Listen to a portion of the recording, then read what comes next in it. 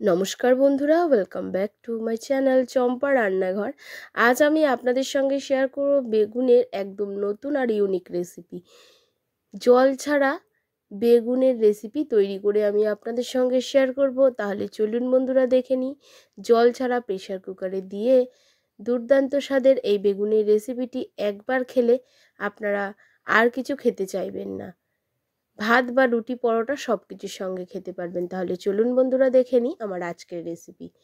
এখানে রেসিপিটি বানানোর জন্য 3টে বেগুন নিয়ে নিয়েছি, দেখতেই পাচ্ছেন। 2টো বেগুন বেশ একটু কচি মতো, আর একটা বেগুন একটু ছোট, দেখতেই পাচ্ছেন।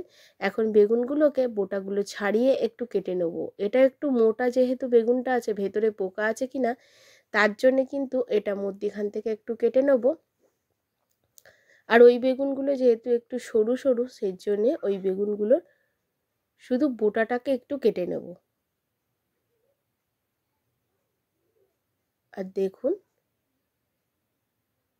কেটে নিয়েছি। আর ওই বেগুন দুটোর আমি শুধু বোটাটাই কেটে নেব।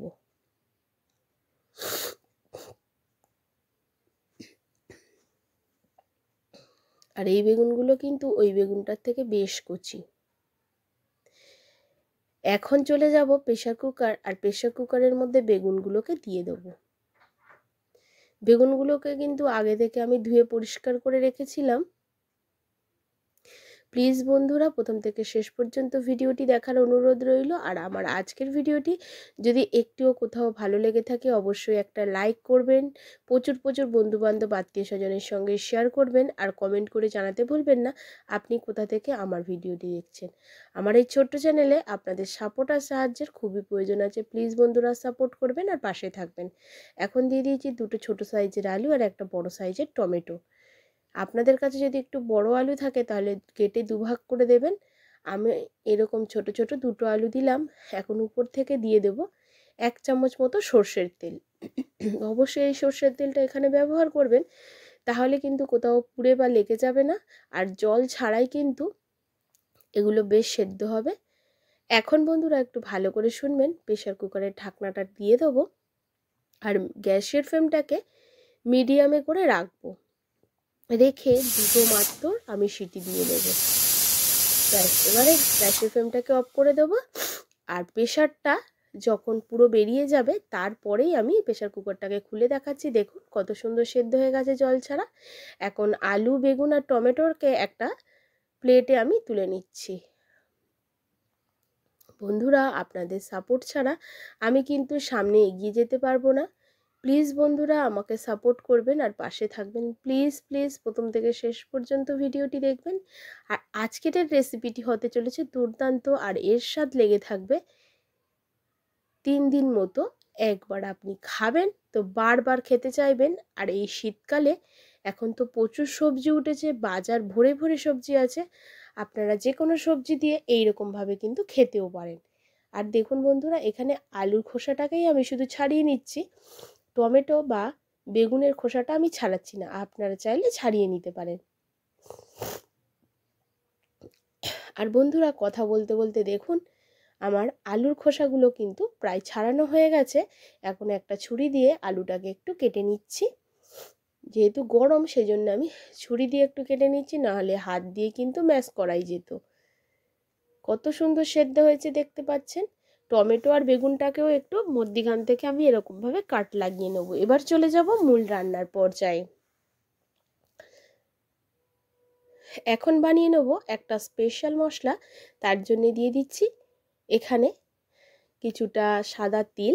তিলটাকে আমি শুকনো খোলায় নেড়ে নেব। এই তিলটা যখন আপনি এই রেসিপিতে দেবেন, এটা স্বাদে কিন্তু বেড়ে যাবে 100 গুণ, আর খেতে মুখে অন্যরকম একটা টেস্ট লাগবে।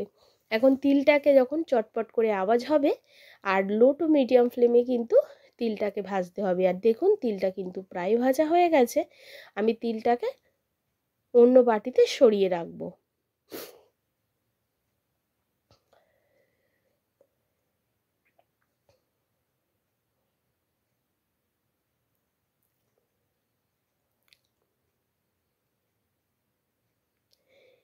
এবারে কড়াটাকে আবারও বসিয়ে নেব।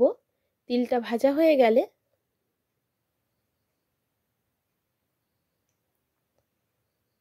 কালার কিন্তু চেঞ্জ হয়নি তিলের, দেখতেই পাচ্ছেন বন্ধুরা সাদা কালার আছে আর তিলটা ভাজা হয়ে গেছে।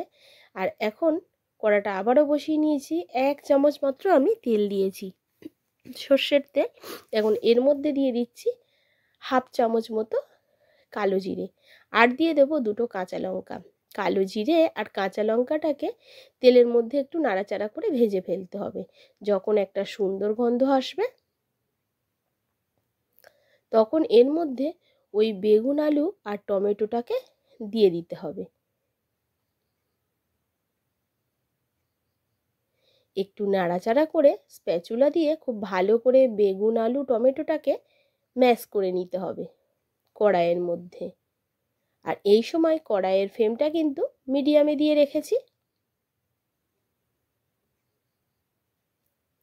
খুব ভালো করে এইরকমভাবে নাড়াচাড়া করতে করতে আর স্প্যাচুলা দিয়ে ম্যাশ করতে করতে অনেকটাই কিন্তু মজে যাবে আর অনেকটাই জল শুকিয়ে আসবে। আর এটা কিন্তু একদম শুকনো শুকনো রান্না করতে হবে বন্ধুরা। কি বন্ধুরা ভাবছেন এখনই চলে যাবেন? না, এখনও দেখে যান বন্ধুরা, এর মধ্যে আরও অনেক কিছু মেশাবো যাতে এর টেস্টটা দ্বিগুণ বেড়ে যায়। আর দেখুন ঠিক এই রকম অবস্থায় চলে আসবে, তখন দিয়ে দিতে হবে হলুদ। হলুদ দেওয়ার পরে এটাকে একটু নাড়াচাড়া করে নেব। আপনারা চাইলে কালারের জন্য এখানে কাশ্মীরি লঙ্কার গুঁড়ো দিতে পারেন, আমি কাশ্মীরি লঙ্কার গুঁড়োটাকে ব্যবহারই করিনি। এবার একটু নাড়াচাড়া করে এর মধ্যে দিয়ে দেব পরিমাণ অনুযায়ী লবণ। এই সময় আপনারা চিনিও ব্যবহার করতে পারেন, তবে আমি চিনিটাকে স্কিপ করেছি। এবারে দিয়ে দেব সর্ষে বাটা, এখানে সাদা আর কালো সর্ষে করে 1/2 চামচ 1/2 চামচ 1 চামচ আমি সর্ষে নিয়েছি, সেই সর্ষে বাটাটাকে এখানে অ্যাড করলাম। এইরকমভাবে কাঁচা সর্ষে বাটাটা এখানে অ্যাড করতে হবে। এবার সর্ষে বাটাটাকে খুব ভালো করে আমি মিশিয়ে দিচ্ছি। মেশানো হয়ে গেলে আগে থেকে আমি কিছুটা শুকনো লঙ্কাকে ভেজে রেখেছিলাম, সেই শুকনো লঙ্কা ভাজাটাও অ্যাড করলাম। আপনারা এটা প্লেটে তোলার পরে দিতে পারেন, তবে এই সময় দেবেন, এটা খুব সুন্দর একটা সেন্ট বা খেতেও টেস্টি লাগবে। এখন খুব ভালো করে মেশানোর পরে এর মধ্যে দিয়ে দেবো সাদা তিল। শরীরটা খারাপ হওয়ার দরুন সর্দি লেগেছে, যার জন্য কথা বলতে খুবই সমস্যা হচ্ছে, প্লিজ বন্ধুরা ক্ষমা করে দেবেন। এবারে সাদা তিল ভেজে রাখা সাদা তিলটাকে ছড়িয়ে দিচ্ছি। আর দিয়ে দেব ওপর থেকে কিছুটা টমেটো কুচি।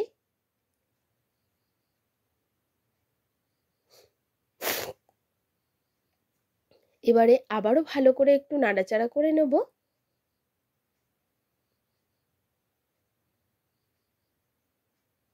ধনেপাতা কুচিটাকে দিয়ে খুব ভালো করে নাড়াচাড়া করে নিচ্ছি। আর দেখুন কতটা শুকিয়ে গেছে। এখন এটাকে প্লেটে তুলে নেব, দেখতেই পাচ্ছেন। এবারে প্লেটে তুলে নিয়েছি। যদি আপনি এটা ভাত দিয়ে খান তাহলে উপর দিয়ে একটু কাঁচা সর্ষের তেল ছড়িয়ে দেবেন, আর যদি রুটি পরোটা দিয়ে খান তাহলে কিন্তু সর্ষের তেল দিতেও পারেন, আবার নাও দিতে পারেন। তবে বন্ধুরা এটা গরম গরম ভাতে লাগবে অমৃতের মতো, যেখানে আপনি মাছ মাংসের স্বাদকেও হার মানাবে। তাহলে বন্ধুরা আমার আজকের রেসিপি আপনাদের কেমন লাগলো? যদি ভালো লাগে অবশ্যই লাইক করবেন, শেয়ার করবেন আর কমেন্ট করে জানাতে ভুলবেন না আমার আজকের রেসিপি আপনাদের কেমন লাগলো।